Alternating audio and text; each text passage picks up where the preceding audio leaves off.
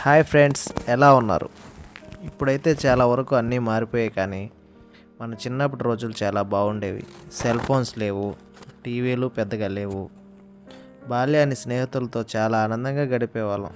ముఖ్యంగా ఆ రోజుల్లో రేపటి గురించి దిగులు, ఈరోజు ఎలా అనే ఆలోచన రెండూ ఉండేవి కాదు. రోజంతా ఎలా గడిచినా సాయంత్రానికి అందరం మిద్దె మీదకి చేరుకొని పడకలు వేసుకునే వాళ్ళం. అప్పుడు నేను పడుకున్న కాసేపటికి మా మామయ్య వచ్చేవాడు. ఆయన్ను ఎంతో టార్చర్ పెట్టి కథలు చెప్పించుకునేవాళ్ళం. ఆయన చెప్పిన మొదటి కథ నలుగురు ప్రయాణికుల కథ. అది ఉదయం 9 గంటల సమయం. ఒక విమానం గాల్లో వెళ్తూ వెళ్తూ అదుపు తప్పి ఒక ఎడారిలో పడిపోయింది.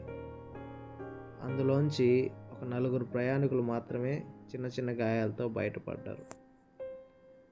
అలా పడిన ప్రయాణికులు లేచి ముందుకు నడుస్తూ వెళ్తూ ఉన్నారు. ఎంత దూరం నడిచినా ఎడారి తప్ప ఒక్క చుక్క నీరు కనబడలేదు. చాలా దూరం నడిచారు.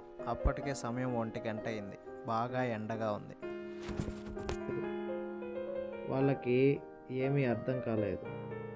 అలా ముందుకు పోతూ ఉండగా ఒక చోట నీరు కనపడ్డాయి. దాని కింద ఇలా రాసి ఉంది: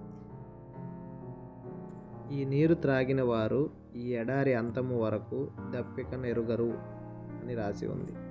వాళ్ళు వెంటనే ఒకరినొకరు కొట్టుకుంటూ, నేను తాగుతాను అంటే నేను తాగుతానని ఒకరి మీద ఒకరు పడుతూ కొట్టుకుంటూ మొత్తానికి ఆ నీళ్లను దొర్లించేశారు. వారు స్వార్థంతో ఒకరినొకరు కొట్టుకొని ఆ నీళ్లను దొర్లించాక కొంత దూరానికి ఒకరి తర్వాత ఒకరు నీటి దాహంతో కుప్పకూలారు. కాసేపటికి వాళ్ళకి ఒక చంచలమైన నిర్మలమైన గొంతు వినపడింది. ఏమైంది నాయనా అంటూ. ఆ నలుగురు ఆయన ఎదురుగా నిలబడ్డారు. అప్పటికి వారు మరణించారని వాళ్ళకి అర్థమైంది. నాయనా, మీ స్వార్థంతో మీ చావును మీరే వెతుక్కుంటూ వెళ్ళారు. ఆ నీరు త్రాగితే దప్పిక నెరుగరు అని రాసి ఉంది కదా.